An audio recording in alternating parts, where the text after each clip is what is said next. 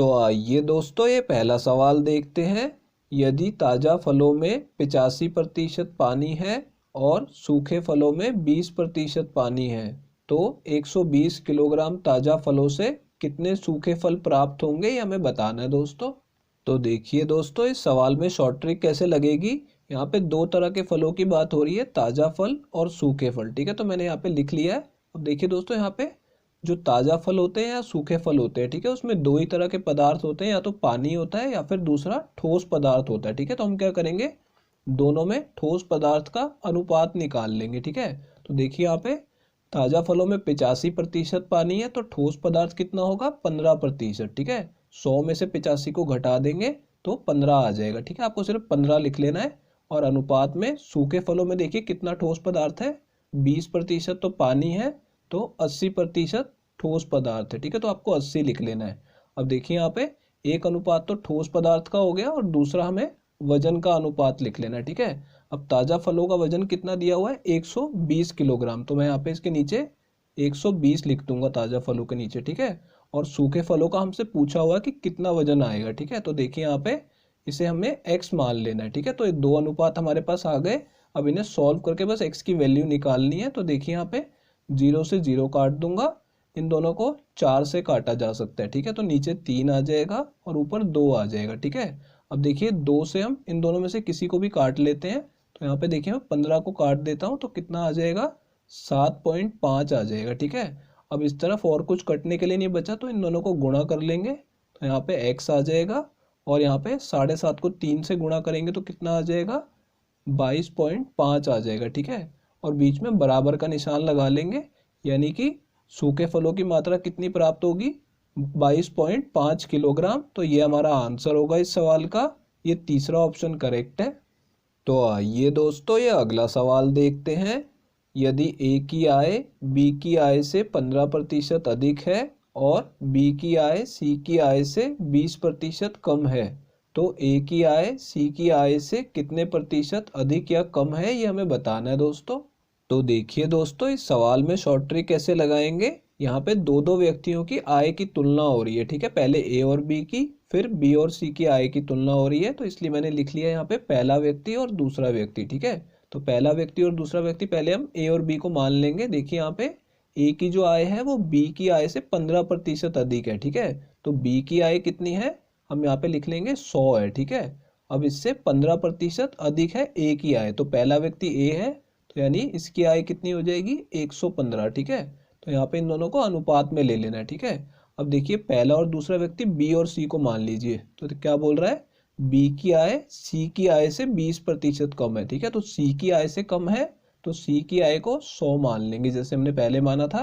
अब इससे 20% कम है, तो यानी इससे 20 कम है, यानी बी की आय कितनी हो गई, 80 हो गई। ठीक है, तो हमने ये दो अनुपात ले लिए।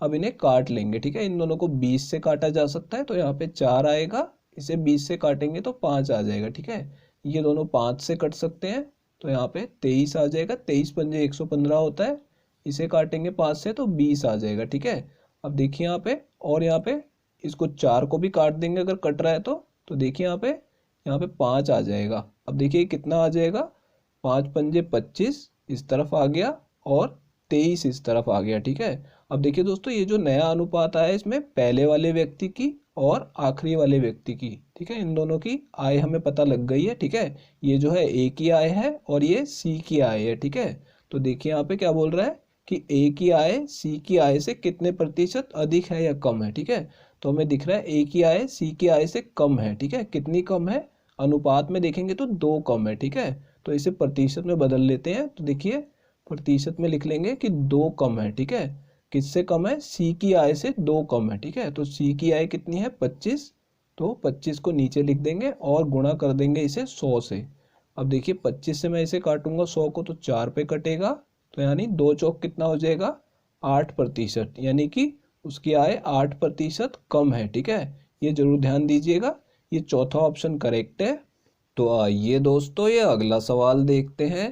39 लीटर के दूध और पानी के मिश्रण में 75% दूध है, तो उसमें कितना दूध और मिलाया जाए ताकि नए मिश्रण में दूध की मात्रा बढ़कर 85% हो जाए। तो देखिए दोस्तों, इस सवाल में शॉर्ट ट्रिक कैसे लगाएंगे। यहाँ पे हमें बोला जा रहा है कि एक दूध और पानी का मिश्रण है, ठीक है, और उसमें दूध और मिलाना है हमें, ठीक है। तो यहाँ पे मिश्रण लिख दिया है और दूध लिख लिया है, ठीक है। तो यहाँ पे दोस्तों हम एलिगेशन मेथड लगाएंगे। अब देखिए आपको इसे कैसे लगाना है। मिश्रण जो है उसमें दूध कितना है, 75% है, ठीक है। तो यहाँ पे मिश्रण में दूध की मात्रा 75% है, ठीक है। अब इसमें हम और दूध मिला रहे हैं, ठीक है। तो उस दूध में दूध की मात्रा कितनी है, 100% है, ठीक है। ये आपको ध्यान रखना है कि 75% दूध की मात्रा लिखी है तो दूध में दूध की मात्रा लिखनी है, ठीक है। अब इन दोनों को हमें मिलाना है, ठीक है। और दूध की मात्रा कितनी हो जानी चाहिए, 85% हो जानी चाहिए। तो यहाँ पे बीच में लिख देंगे कि इन दोनों को मिलाने के बाद जो मिश्रण आएगा उसमें 75 वाले को और 100 वाले को मिलाने के बाद 85% हो जाना चाहिए, ठीक है। अब देखिए यहाँ पे बड़ी संख्या में से छोटी संख्या को घटा लेंगे, ठीक है। तो कितना आ जाएगा 10 आ जाएगा, ठीक है।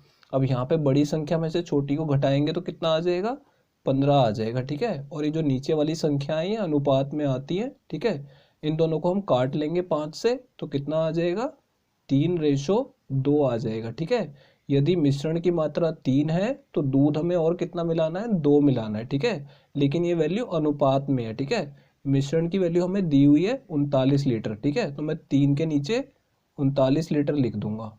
अब देखिए यहाँ पे ये जो 39 लीटर है ये इसका कितने गुणा है, ये इसका 13 गुणा है, ठीक है। देखिए यहाँ पे 13 तिया 39 होता है, ठीक है। तो इस वाले को भी हम 13 से गुणा करके अपना आंसर निकाल लेंगे। तो 13 दूनी कितना हो जाता है, 26 हो जाता है, यानी कि उसमें 26 लीटर दूध हमें और मिलाना होगा, ठीक है। तो ये इस सवाल का आंसर होगा। ये तीसरा ऑप्शन करेक्ट है दोस्तों। तो आइए दोस्तों ये अगला सवाल देखते हैं।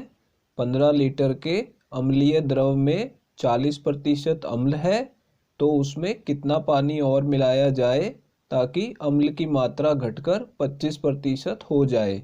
तो देखिए दोस्तों, इस सवाल में क्या बोला जा रहा है कि एक अम्लीय द्रव है जिसमें 40% अम्ल है, ठीक है। अब बोल रहा है इसमें कितना पानी और मिलाया जाए ताकि अम्ल की मात्रा घटकर 25% हो जाए, ठीक है। तो इसे भी हम एलिगेशन मेथड से करने वाले हैं। एक तो हमारे पास द्रव है, ठीक है, उसमें हमें पानी मिलाना है, ठीक है। अब दोस्तों इस सवाल को थोड़ा ध्यान से कीजिएगा। यहाँ पे क्या बोल रहा है कि इसमें 40% अम्ल है, ठीक है।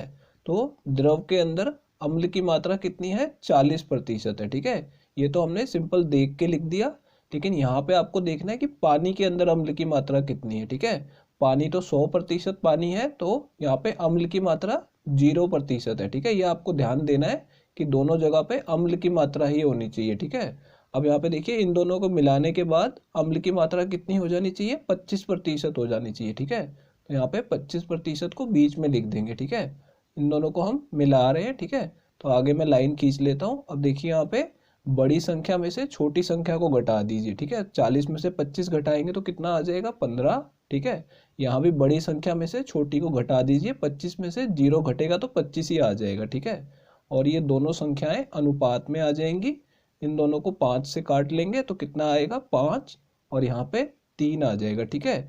यानी कि द्रव की मात्रा यदि 5 है तो पानी कितना मिलाना है, 3 मिलाना है, ठीक है। लेकिन ये अनुपात में है, ठीक है। तो द्रव की मात्रा हम यहाँ पे नीचे लिख लेंगे 5 के सामने। यहाँ पे 15 लीटर दी हुई है द्रव की मात्रा, तो मैं यहाँ पे लिख लूंगा 15 लीटर, ठीक है। अब हमें देखना है ये इसका कितने गुना है, तो ये इसका 3 गुना है, ठीक है। 5 को 3 से गुणा करेंगे तो 15 आ जाएगा। तो इसी तरीके से हम इसे भी 3 से गुणा कर देंगे क्योंकि ये 3 गुना है, तो इसे भी 3 गुना कर लेंगे तो कितना आ जाएगा, 9 आ जाएगा, ठीक है। यानी कि उसमें 9 लीटर हमें पानी और मिलाना होगा। तो ये हमारा आंसर होगा। ये दूसरा ऑप्शन करेक्ट है दोस्तों। तो आइए दोस्तों ये अगला सवाल देखते हैं। सुमित अपनी आय का 75% खर्च करता है। यदि उसकी आय 14% बढ़ जाती है और उसका खर्च 16% बढ़ जाता है तो उसकी बचत में कितने प्रतिशत वृद्धि होगी, हमें बताना है दोस्तों। तो देखिए दोस्तों, इस सवाल में क्या बोला जा रहा है कि सुमित अपनी आय का 75% खर्च कर देता है, ठीक है। अब उसकी आय कितनी है वो तो हमें पता नहीं है, ठीक है। तो उसकी आय को हम 100 रुपये मान लेंगे, ठीक है, ताकि हमें 75% निकालना आसान रहेगा, ठीक है। 100 रुपये का 75% कितना होता है, 75 ही होता है, ठीक है। यानी कि वो 100 रुपये कमाता है और 75 रुपये उसमें से खर्च कर देता है, ठीक है। तो बचेंगे कितने पैसे, 100 में से 75 को घटा के देख लीजिए तो 25 रुपये की बचत करता है वो, ठीक है।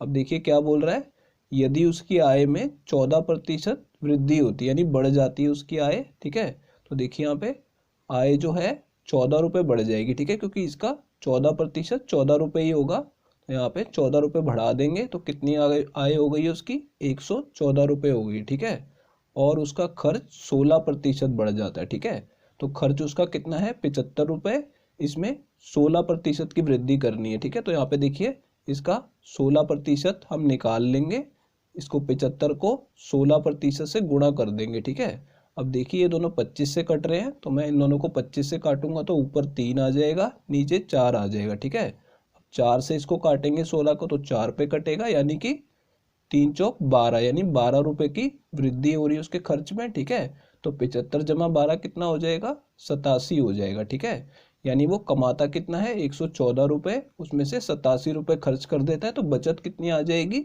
114 में से 87 घटा के देख लीजिए तो 27 रुपये की बचत कर रहा है वो। ठीक है, देखिए यहाँ पे पहले बचत 25 रुपये थी और अब 27 रुपये हो चुकी है। ठीक है, यही पूछ रहा है कि उसकी बचत में कितने प्रतिशत वृद्धि हुई। ठीक है, तो पहले देखेंगे कितने रुपए की वृद्धि हुई है, 2 रुपये की वृद्धि हुई है। ठीक है, 25 जमा 2 27 हो गया, यानी 2 रुपये की वृद्धि हुई है। अब हमें इसको प्रतिशत में बताना है। ठीक है, तो यानी प्रतिशत में देखिए कैसे निकालेंगे वृद्धि, 2 रुपये की वृद्धि हुई है, किस पे हुई है, 25 रुपये पे हुई है। ठीक है, जिसमें भी वृद्धि होती है उसको नीचे भाग में लिखते हैं और 100 से गुणा कर देते हैं। ठीक है, अब देखिए 25 से मैं इसे काटूंगा तो 4 पे कटेगा और 2 चौक कितना आ जाएगा, 8 आ जाएगा, यानी कि उसकी बचत में 8% की वृद्धि हुई है। ये चौथा ऑप्शन करेक्ट है दोस्तों। तो आइए दोस्तों ये अगला सवाल देखते हैं। सचिन अपनी आय का 12.5% बचाता है। यदि उसकी आय में 30% वृद्धि हो जाए और उसके व्यय में 20% की वृद्धि हो जाए तो उसकी बचत में कितने प्रतिशत वृद्धि होगी, हमें बताना है दोस्तों। तो देखिए दोस्तों इस सवाल में क्या बोला जा रहा है कि सचिन अपनी आय का 12.5% बचाता है। ठीक है, तो 12.5% को हम कैसे लिख सकते हैं, 1/8 लिख सकते हैं। ठीक है, ये आपको ध्यान रखना होगा अगर आप नहीं जानते तो, कि 12.5% को हम 1/8 लिख सकते हैं। ठीक है, अब देखिए यहाँ पे वो बचाता है 12.5%। ठीक है, यानी जो ऊपर वाला 1 है वो उसकी बचत है। ठीक है, और नीचे वाला क्या है, उसकी आय है। ठीक है, ये आपको ध्यान रखना है कि अगर वो 12.5% बचाता है तो ऊपर वाली जो संख्या है वो बचत होगी और नीचे वाली आय होगी। ठीक है, अब देखिए यहाँ पे आय, व्यय और बचत। ठीक है, 3 चीजें हमारे पास होंगी। ठीक है, अब देखिए यहाँ पे 2 तो हमें मिल चुकी है, आय कितनी है, 8 है, 8 रुपये वो कमाता है और बचाता कितना है, 1 रुपया बचाता है। ठीक है, तो खर्च कितना करता होगा, 8 में से 1 घटाएंगे तो 7 वो खर्च करता है। ठीक है, अब आप इसको कैसे लिख सकते हैं, आसानी से सॉल्व करने के लिए तीनों में 0 लगा सकते हैं। ठीक है, यहाँ पे क्या आ गया हमारे पास कि अगर वो 80 रुपये कमाता है और 70 खर्च करता है तो 10 रुपये की उसकी बचत है। ठीक है, अब देखिए यहाँ पे आय में 30% की वृद्धि हो जाए। ठीक है, यानी उसकी आय में 30% की वृद्धि कर देंगे।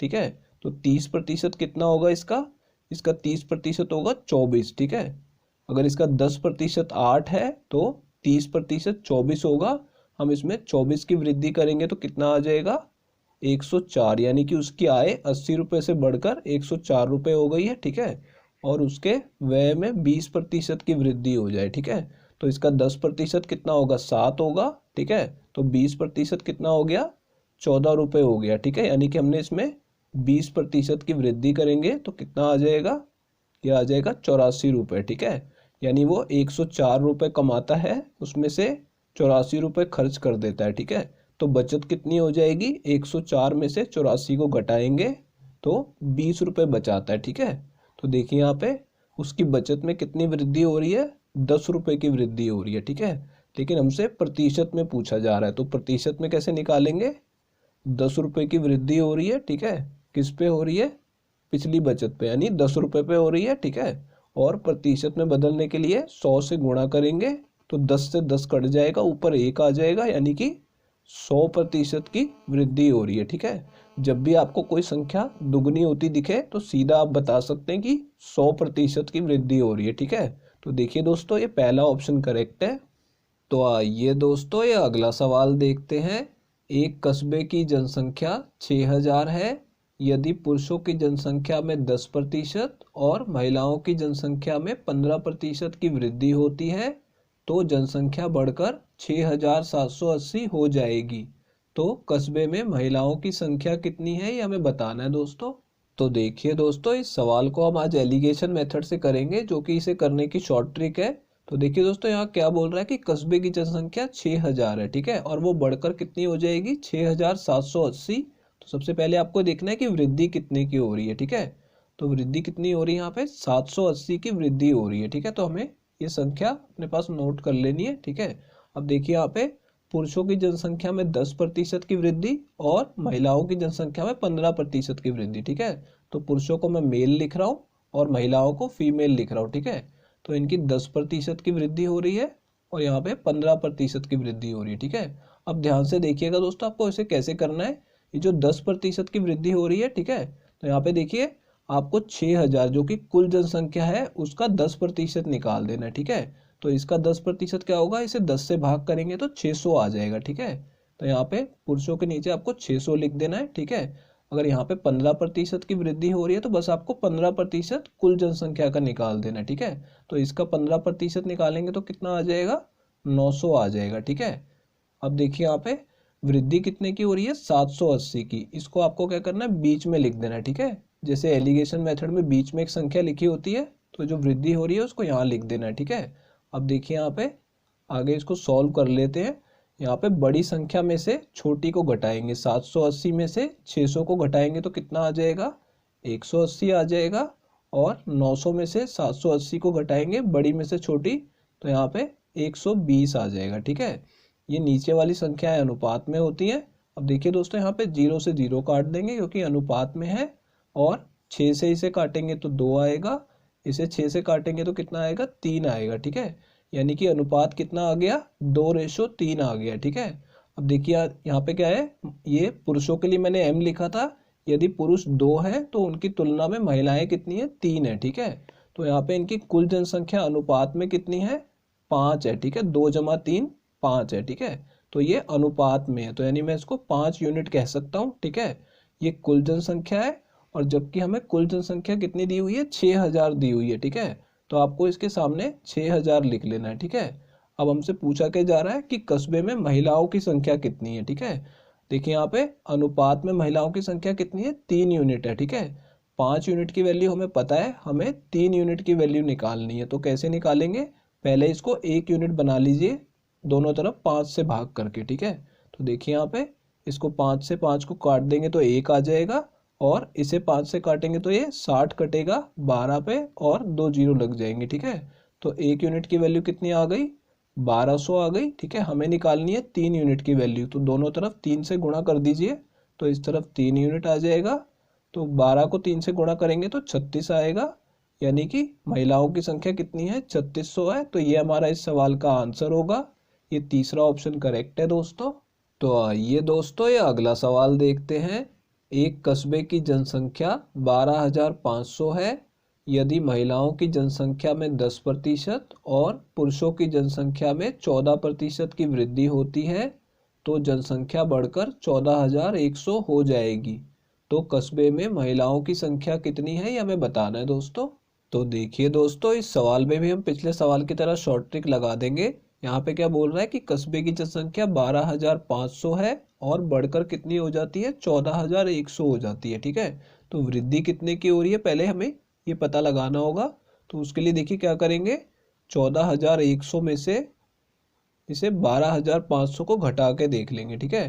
तो जब इसे घटाएंगे तो कितना आ जाएगा, ये 1,600 यानी 1,600 की वृद्धि हो रही है, ठीक है। जब आप इसमें से इसको घटाएंगे तो 1,600 आ जाएगा, ठीक है। अब इसमें एलिगेशन मेथड हमें लगाना है। पहले किसकी बात हो रही है, महिलाओं की जनसंख्या की बात हो रही है, ठीक है। तो मैं यहाँ पे फीमेल पहले लिख दूंगा, ठीक है, और मेल यहाँ पे बाद में लिखूंगा, ठीक है। तो देखिए यहाँ पे 10% की यहाँ पे इनकी जनसंख्या में वृद्धि हो रही है, और पुरुषों की जनसंख्या में कितनी हो रही है, 14% की हो रही है, ठीक है।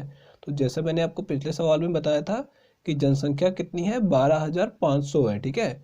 इसका 10% निकाल लेंगे, ठीक है, क्योंकि यहाँ पे 10% की वृद्धि हो रही है। तो 10% कितना आ जाएगा, ये आ जाएगा 1250। ठीक है, जब भी किसी संख्या का 10% निकालते हैं तो उसे 10 से भाग कर देते हैं, तो एक जीरो कट जाएगी तो कितना बचेगा, 1250 आ जाएगा। ठीक है, अब ये 14% इसका निकालना है। ठीक है, तो वो हमें निकाल के देखना पड़ेगा। 12,500 का 14% यानी कि 14/100। ठीक है, अब देखिए यहाँ पे इन दोनों को पहले 2 से काट देंगे। ठीक है, तो नीचे कितना आ जाएगा, 50 आ जाएगा। ऐसा मैंने क्यों किया, ताकि 50 से ये आराम से कट जाएगा। ठीक है, ठीक है, 0 से 0 कट गया, और 5 से जब इसे काटेंगे तो कितने पे कटेगा, 125, 25 पे कटेगा। ठीक है, और 0 लग जाएगा। ठीक है, अब बस हमें 25 सत्ते निकालना है। 25 सत्ते होता है 175, यहाँ पे 175 लिख दिया और 0 लग जाएगा। ठीक है, यानी 1750 की वृद्धि होगी पुरुषों की जनसंख्या में। ठीक है, अब देखिए यहाँ पे जो कुल वृद्धि हो रही है वो कितनी हो रही है, 1600 की हो रही है। ठीक है, तो इन दोनों के बीच में हमें 1600 लिखना है। ठीक है, जब भी संख्या आएगी वो इन दोनों के बीच की संख्या आएगी। ठीक है, अब देखिए यहाँ पे इसमें एलिगेशन मेथड लगा देंगे। तो देखिए यहाँ पे कैसे होगा, बड़ी संख्या में से छोटी संख्या को घटाना है। ठीक है, तो जब 1600 में से 1250 को घटाएंगे तो कितना आएगा, 350 आ जाएगा। ठीक है, और 1750 में से 1600 को घटाएंगे तो कितना आ जाएगा, यह आ जाएगा 150। ठीक है, अब नीचे की संख्याएं अनुपात में होती हैं, 0 से 0 काट देंगे और दोनों को 5 से काट लेंगे। ठीक है, तो इसे 5 से काटेंगे तो 3 आ जाएगा, और इसे 5 से काटेंगे तो 7 आ जाएगा। ठीक है, अब देखिए यहाँ पे अगर महिलाएं 3 हैं तो उसकी तुलना में पुरुष कितने हैं, 7 हैं। ठीक है, और अनुपात में देखेंगे तो कुल जनसंख्या कितनी है, ये 10 है। ठीक है, यानी कि 10 यूनिट है, और यहाँ पे कितनी दी हुई है, 12,500। तो 10 यूनिट जो है कुल जनसंख्या है अनुपात में, और यहाँ पे 12,500 हमें सवाल में दी गई है। ठीक है, और हमसे सवाल में क्या पूछा गया है कि महिलाओं की संख्या बताइए। ठीक है, तो महिलाओं की संख्या कितनी है, 3 है अनुपात में। ठीक है, तो हमें 3 अनुपात की वैल्यू निकालनी है। तो पहले यहाँ पे 1 अनुपात की वैल्यू कैसे आएगी, देखिए यहाँ पे दोनों तरफ 10 से भाग कर दीजिए। ठीक है, तो 0 और 0 इधर से कट जाएगा, तो 1 अनुपात की वैल्यू कितनी आ गई, 1250 आ गई। ठीक है, अब 3 अनुपात की निकालनी, तो दोनों तरफ 3 से गुणा कर दीजिए, तो कितना आएगा, 3 अनुपात की वैल्यू कितनी आ जाएगी, 125 दिया कितना होता है, 375। ठीक है, और 0 लग जाएगी, यानी कि 3750 महिलाओं की संख्या है। ये दूसरा ऑप्शन करेक्ट है। दोस्तों अगर ये वीडियो आपको पसंद आई हो तो इसे लाइक कर दीजिए, और दोस्तों अगर आप लोग चैनल पे नए हैं तो चैनल को सब्सक्राइब जरूर कर लीजिएगा, और दोस्तों नोटिफिकेशन बेल को दबाना बिल्कुल मत भूलिएगा। तो दोस्तों इस वीडियो को यहीं ख़त्म करेंगे, आपसे मिलते हैं अब अगली वीडियो में।